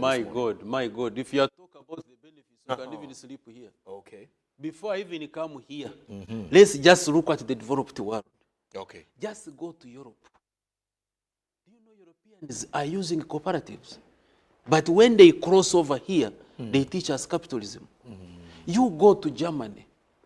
You look at the cooperative banks of Germany. You look at the energy cooperatives. You look at the circles, the credit unions in Germany. My God. You go to Netherlands. Netherlands, the biggest cooperative is Rabobank in Netherlands. Rabobank Foundation. You look at the dairy cooperatives, Friesland Campina in the Netherlands is the largest dairy cooperative, and it's now a multinational operating in over 40 countries. This is a cooperative. You go to UK, you go to Norway, then you leave Europe, you go to Asia Pacific. Look at South Korea. South Korea is ahead because of cooperatives. They are cooperative bank. They have the largest supermarket in the capital city, Seoul. They have the cooperative bank, very big. They have insurance company. They have factories. My God. They are Apex, which is like Uganda Cooperative Alliance. It is the National Cooperative Agricultural Federation of Korea. My God, if you have to look at it, it has over 37 companies. That is Korea. You go down, you go to Japan. You go to Malaysia. You go to Thailand. Then you come this side of America. Go to Brazil. See what is in Brazil. Go to UK. No, you go to USA. You go to Canada. My God. Then you come here to Africa. Look at Kenya. See what is happening in Kenya. The Kenyan economy is very huge because of cooperatives. They have the biggest cooperative bank in Africa, the Cooperative Bank of Kenya. You look at the cooperative insurance company of Kenya, the largest in Africa in terms of cooperatives. So you go to South Africa, you go to Tanzania, Kilimanjaro Cooperative Bank. So cooperatives have done a lot. Now, what do they do, especially here in the Ugandan context? You have seen the circles whereby you bring together your small savings together and keep them together in a circle. And they are very successful circles here. Are you aware that there is a circle which is bigger than a commercial bank in this country? There was Alendo? There was Alendo. It has now hit $1 trillion. Okay. That is a circle. You go to parliamentary circle here, just here. You go to UN circle. You go now to the rural circles, Ryamujungu circle. You go to Koboko United. You go to Moyo circle. These are very huge circles. Now, if these circles brought their money together, consolidated this money, they have the capacity to form a cooperative bank, because what is required is just 150 billion. I've told you Azalendo's portfolio now is in $1 trillion. So Azalendo has the capacity to form even 10 commercial banks. Okay. Can you imagine? Yes. So this is where we are heading. So now that is one. Look at roads. My friend, it may be hard for you to get a loan from a commercial bank because of the requirements, but it is easy to get a loan from a circle because this is your cooperative. So that is another thing. You go to coffee, how our smallholder farmers are able to aggregate their coffee together. 1 kilogram, 10 kilos, 100 kilos, they bring it together through a primary society. It goes to a union. An example is Ankole Coffee Producers Cooperative Union, whereby the smallholder farmers in Greater Ankole, they bring their coffee together, aggregate it, take it to the union, and the union exports it to Europe. They export over 200 containers of coffee every year. And you see the most interesting thing with the cooperatives, when they take this coffee, they first pay you. It's called the first payment, which is the farm gate price. Let's say they give you 5,000 or 6,000 depending on the price of coffee. Now, that is the first payment. When they take this coffee and they are able to make a profit, they come back and make the second payment. Now, at the end of the year, especially for those that are exporting through fair trade, there is a premium which they pay. Now that premium comes back and is distributed amongst the members. So you find as a coffee farmer, you have 3 payments: first, second, and premium. Now, if these people were not aggregating through the cooperative, ideally this money would be going to an individual. And this is what they call capitalism. Now, the individual would be very rich at the expense of very many poor people. So capitalism promotes poverty downwards and then promotes one individual at the expense of majority. One is getting more rich. Very good, which is very unfortunate, because it is very bad for you to be very rich and you are surrounded by poor people. Mr. You get a problem. Let's talk about capacity building needs. What are the capacity building needs that the cooperatives, bank in the making is looking at, or the cooperatives in Uganda are looking at? Very good. We have just concluded conducting a capacity needs assessment. Okay. And the report, just the draft, shows us a lot of gaps within these cooperatives. Gap number 1 is governance. We have challenges of governance, whereby, because in the cooperatives, we have governance structures. We have the boards, which are committees. We have the audit board. We have the vetting committees. So those 3 committees that are in place, they need capacity building. So there is that challenge of governance. You have been elected the chairman of a cooperative, but ideally you cannot define a cooperative. But you have to be a chair. You are a treasurer, but you have never started, you don't know even how to post a cash book. But you're a treasurer, so how do you want to do it? Mind you, this is a board that is presiding or supervising a manager who is a degree holder, Bachelor of Commerce. So you are a board, you're a treasurer, senior 4, but supervising a manager who is a BCom holder. So now what happens? You go to a circle, a treasurer, now you are asking for books. You know what the man will do? The man will just bring you the books and on the table. And he tells you, you know what, treasurer? I have debited this and credited this. The treasurer will be confused. He just goes home saying debit, credit. You get me? So what is needed? Building the capacities of these body members. You bring them together under one room and train them. You're a treasurer, we are not training you to become an accountant, but at least some basics. If they buy, for example, stationery, what transactions are they supposed to make? They have to debit this and credit this. They have to post in the cash book. You see money has gone out, but the stationery has come in. Just simple and basics. Then as a leader, a chairman, then you need to know what are the roles of the chairman of the board. What are the do's and the don'ts? How do you conduct meetings? What is needed? What are the records required? What are the policies required in these cooperatives? That is about governance. Now, look at record keeping. Is also a challenge. According to the report that we have got, you find in a cooperative, like now, especially like these ones which have been established of recent, you find they just pick money, put it in the pocket, and they write on a paper. Ivan Asimwe, 100,000. Jordan, 50,000. That is all. Now, in a case the paper gets lost, that is the end of the circle. So what is needed? Supporting these cooperatives to put in place records. The share capital register, the membership register, the tier sheets, the waste sheets, the day sheets, the controls, all that, to make sure that even before you go to digital, you have the manual system and you have the records there. You have the passbooks. As a member, someone who has a passbook, you can easily open and see, hey, Ivan Asimwe, today I deposited 50,000. This is my outstanding balance. I have shares worth 100,000. I have this, I have in a passbook. And then the same information appears on the savings or loan or share capital ledger card, so that the transactions are clear. If it is, let's say, a coffee cooperative, you have the records. We have been having challenges. A member brings the coffee, then tomorrow they tell him, you have never brought coffee. Why records? Now, how do we ensure that there is a register? So that when Ivan has brought 50 kilos of coffee, it is measured, it is given a value, and it is recorded in the books. And when after sale, you know how much should be paid back to Ivan. Like that. The policies, do they have policies? The human resource policy, the governance policy, the barracking policy, the savings policy, the credit policy, all of those policies, are they there in place? That is what we are looking at.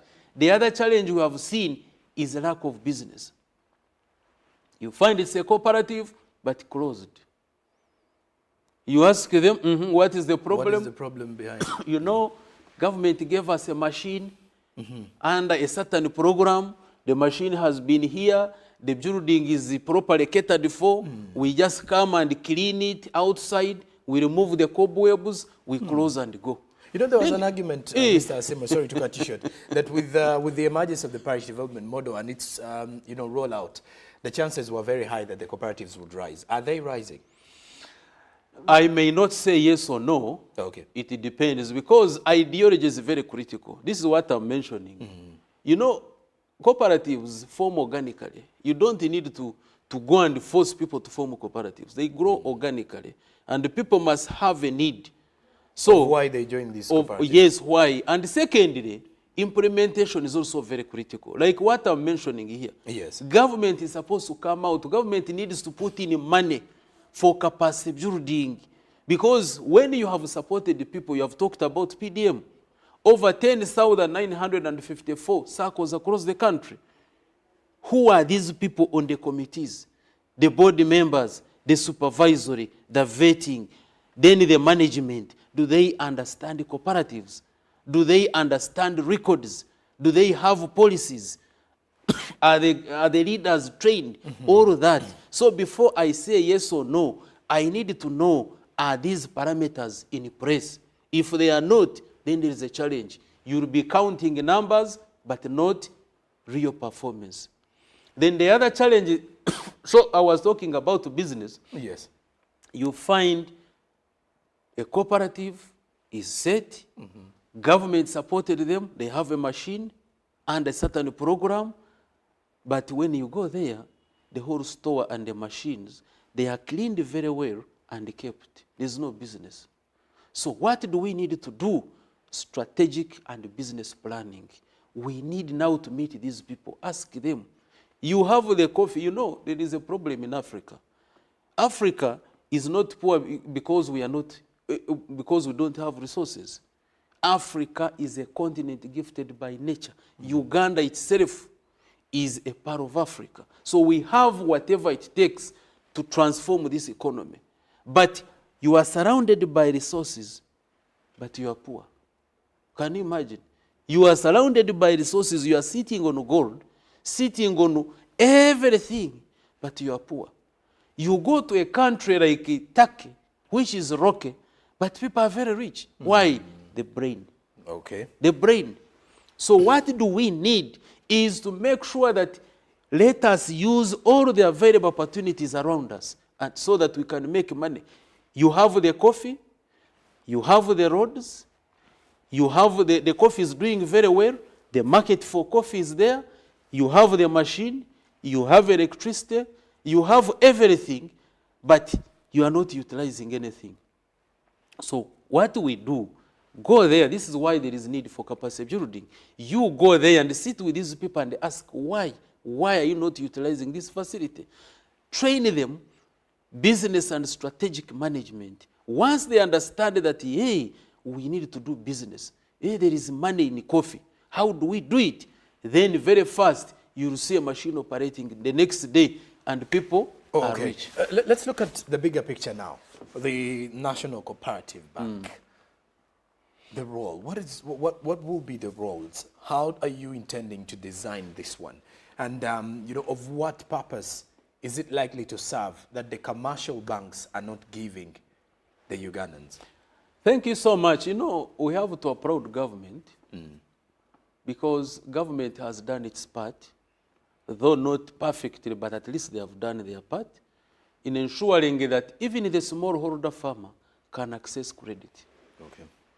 That's why, like, government created the agricultural credit finance, and this money is in commercial banks, so that the farmers can access this money for socio-economic transformation.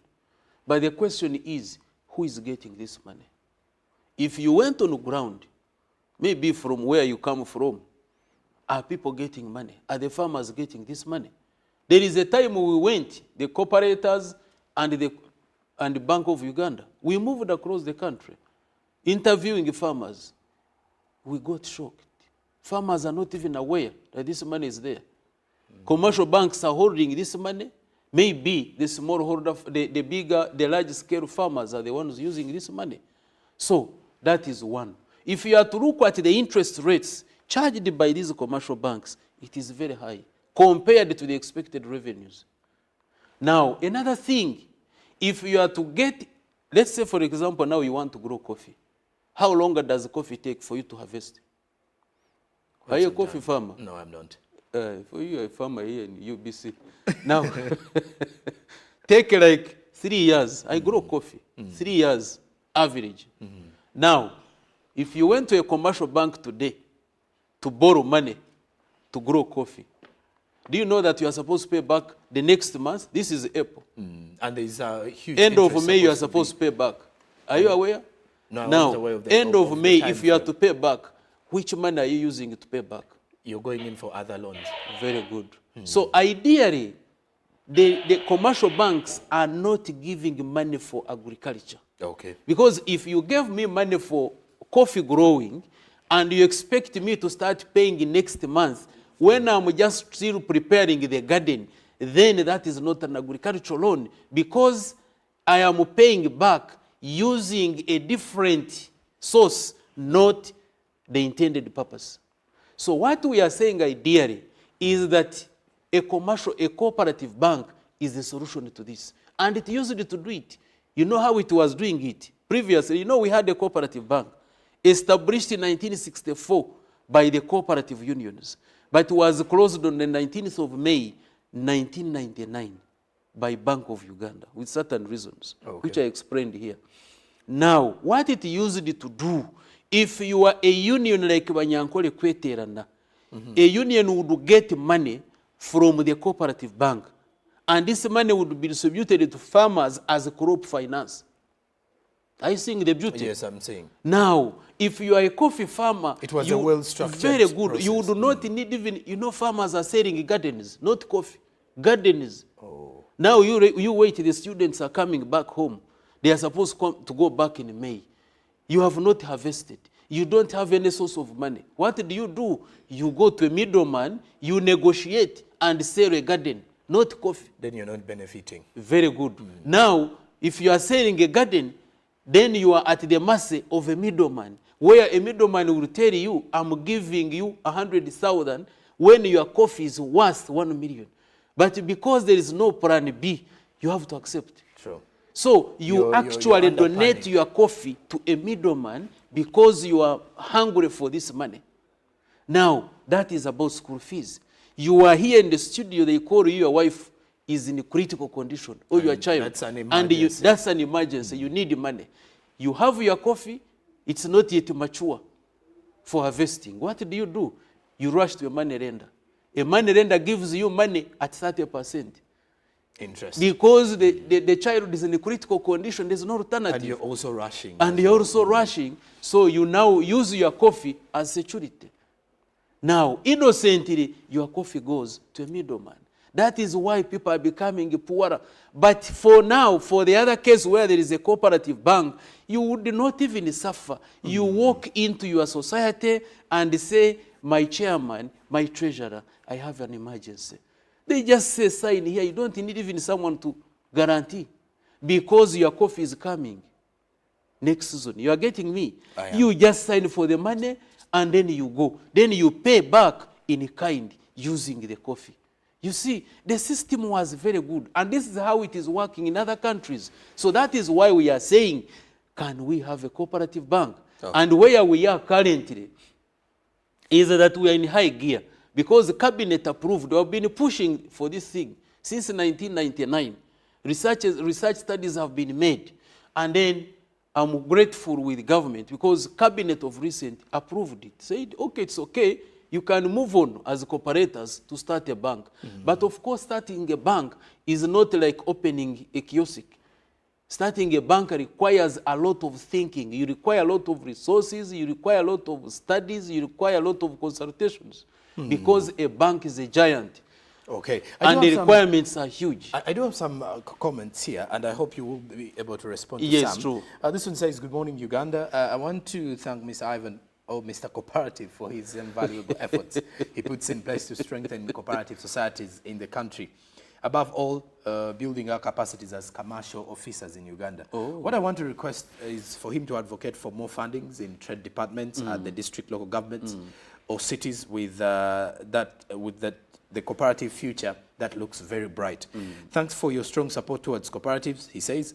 His name is Ogwang David Cosmos, a commercial officer in Abim, DLG. Thank you very much for your comment. And this other one says, good morning, Uganda. I thank UCA for the efforts made to ensure that people understand cooperatives and their importance in society, but they are well-established circles that have failed to fully grow and benefit their members because of the bureaucracy and very many requirements asked for before accessing funding from bodies like Microfinance Support Center. I would like to talk about how circles can access funding such that they can ably grow and benefit their members. This is Samuel from Bukoma Simbi District. We start from his. Thank you so much. I want to thank the viewers. You see, people like cooperatives, I tell you. And they're very attentive. If you talk about cooperatives in this country, and I wish our planners really understood the value of cooperatives. You see the way we are struggling with taxation. If this country had very strong cooperatives, we would be donating to other countries. We would be having a tax excess. No. Why? Because the economy, once everybody is brought in the equation, you just look at the smallholder farmers. If you brought them together, aggregated them together in cooperatives, and the cooperatives are doing businesses, do you know that we would be collecting a lot of taxes? Would be, because he's talking about funding. Yes, the tax base would widen very fast. But the challenge with capitalism now is that there is an individual surrounded by 100 poor people. Okay. Then there is another individual. So you are taxing one individual, the other ones are all crying because they are poor. You know, he talks about bureaucracy. This is someone from Bukoma. Yes, I want to come to that. You know, he says that most of the SACCOs or cooperatives are well established, but they are not benefiting the members. I am coming to that. You go to SACCOs. Okay. Do you know SACCOs are paying taxes? Withholding taxes. They are paying a lot of money. With the exception of the corporation tax where they are exempted. Okay. But they are paying a lot of taxes. So if these taxes came from these cooperatives all over, you are able to now, you see like now, if you are an individual coffee farmer, getting you for tax purposes is not easy. But if you are aggregating this coffee through your cooperatives, then URA would be taxing the cooperative, meaning that every coffee farmer is contributing to the national economy. So I want to really appreciate these people who have sent in messages. The commercial officers, yes, we have sat with them, we have built their capacities. But the challenge the commercial officers have, and I want the government to listen, is that these are the foot soldiers, these are the people on the ground in districts, in cities and municipalities, doing the supervision, the auditing, the nurturing, the mentoring of these cooperatives. Unfortunately, they are not funded. Their budget is very small. You find someone without even a motorcycle. And this is a whole district. So how do you expect someone to move from one area to another area, no fuel, no motorcycle, no vehicle? Now, again, they need capacitation. You need to always train them because of dynamics. So how do you do this? So government should be putting money in this area, should be putting in money in the Ministry of Trade, Industry and Cooperatives in order, because these cooperatives, once they grow, then they are able to spur the economy. So that is it. Now, another friend of ours is talking about some SACCOs have grown up, but the members are not benefiting. This now takes us back to capacity building. You know, once members don't know their rights, then they will be exploited.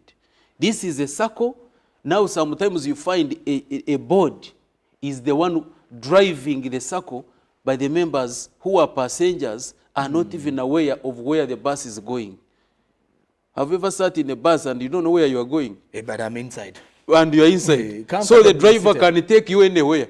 So now these board members who are seated on the steering wheel, they are taking passengers who are the members, but the members are not aware of where they are heading. So there is no growth. So they exploit them. So what do you need to do? Now come and train these people, the members. Let them know their rights. Let them know their obligations. Let them understand why they are cooperating. Let them stop saying that this is a circle for chairman. This is a circle for manager. In some circles, managers are like kings and queens, whereby a manager can decide to say, I'm giving a loan, I'm not giving a loan. No reason. Why?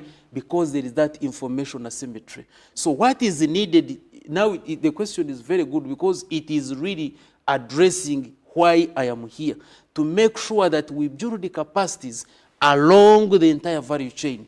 We train the policy makers, we train the implementers, we train the boards, the supervisory, the vetting committees, the members, the management staff, and the general public. And this is why I'm always grateful. I always thank UBC. You know, a television that gives you the opportunity to come here and educate Ugandans on the role of cooperatives, surely you have done There's a great job. You know, there's a comment here of Ogwang David Cosmos, the one, the commercial officer Yes. from ABIM, who did say that he requests you to advocate for more fundings in trade departments at the district, local governments or cities, which I think even their members of parliament really need to put more effort on. He says advocating for funding at the district, local governments. So thank you. I had already addressed that, but basically, if government is really focusing on socio-economic transformation of this country, let us put resources in the cooperatives. Let us really focus more on cooperative growth and development. It's not about putting money in parishes, in the PDM circles. No. Okay. Yes, you can put money there, but before you take it there, first build the capacities of these people. If you don't build their capacities, all the money will be wasted. Because if I get 1 million as a member of a circle, you have not trained me. How to make good use of it. Nothing. At the end of the day, I will not pay back and the circle cannot grow. This view is taking us back to something you mentioned earlier, and with the shows that have been ongoing in regards to cooperatives and understanding cooperatives. So thanks for the program. We would like to know the reasons the Bank of Uganda gave on closing the cooperative bank. This is Reverend Kamhanda Thomas, former Deputy Prime Minister of Dingia, Bwamba Kingdom in Bundibujo. He just wants to know some of the reasons behind the closure of the cooperative now, bank. moderator, one time I was here and I explained very well on why the cooperative bank was closed. He wasn't watching. Yes, but literally, basically, the Bank of Uganda, the reasons it gave was that the cooperative bank was undercapitalized, and that's why it closed it. Okay. However, when you go deeper, because we made a presentation, you see we petitioned the parliament over this matter. Because when you check thoroughly, you find that in 1964, cooperatives formed the cooperative bank. Okay. On the 20th of November 1997, also we find that a certain company called the Cooperative Bank Limited was incorporated. Are you hearing that, moderator? Yes, I am. The real cooperative bank for cooperators was established in 1964. But on the 20th of November 1997, another company called the Cooperative Bank Limited was incorporated. Bringing in the bit of by the registrar of companies.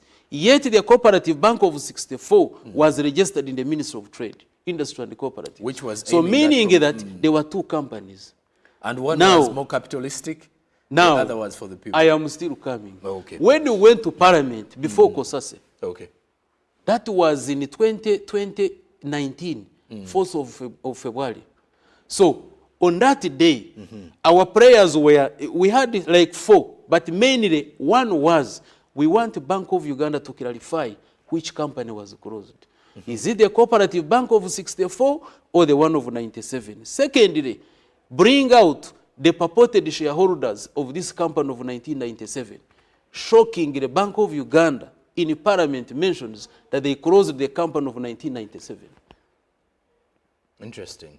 Very interesting. So in other words, there was a problem with the closure of the bank. Okay. But we do not want to go backwards to look for ABCD. For us, cooperators and viewers, we believe we are Christians, whereby as a Christian, you know there is lamentation, revelation, and then acts. So let us stop lamenting. Let us, now that there is a revelation, government has okayed us, they understand, yes, there was a problem with the closure, Bank of Uganda was investigated, that is the role of government, I don't want to go into that, I know they handled, but let us now start acting, and this is where we are going to do consultations. Next week on Thursday and Friday, we shall be in Guru. Okay. We shall handle consultations. And then after we train, we are meeting all cooperators, the unions, the area cooperative enterprises, and other types and forms of cooperatives. We shall go to Guru next week. Then after Guru, we shall move to Fort Potro, and then Mbarara for Western and the Midwest. And then from there, we shall come and go to Eastern in Mbale, and then Central here to cover Buganda area. I've loved your choice of words, using yes. acts, lamentations, symbolism of the Bible, and bringing it into the context now. Our final comment is coming in from a viewer who's saying, good morning, presenter. I'm Omar Hussein from Gaza, Manyangwa. I'm following now about the state of cooperatives in Uganda. May I have his contacts? I'll talk to him about that, then we'll see what to do. But your parting shots as we're winding up with our discussion. Thank you so much. Message to the Ugandans? Thank you so much. First of all, I want to thank UBC.